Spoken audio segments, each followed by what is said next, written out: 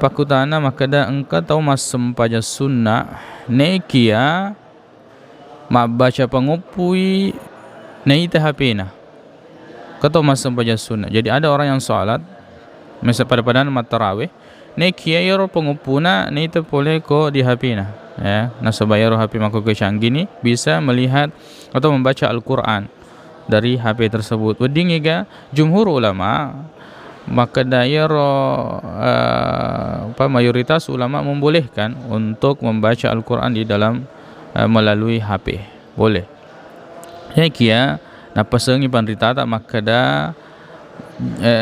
jangan sampai gawe kemudian membuat orang itu makutui malas untuk menghafal Al-Quran. Nasabak nareko nisan ni diundang untuk salat imam jadi imam nisan maka dia korang masigi wadimu dibaca akorangnya bisa dibaca melalui HP atau ada stand Al-Quran yang bisa dibaca, maka kemudian dia malas untuk namuraja ulang-ulang yaro apalan. Jadi jangan sampai ini terjadi. Jadi kalau dari segi wedding atau bolehnya boleh nekia jangan sampai Yarogoe menjadikan orang atau para imam malas untuk menghafal Al-Quran atau memurajaah mengulang-ulangi hafalannya.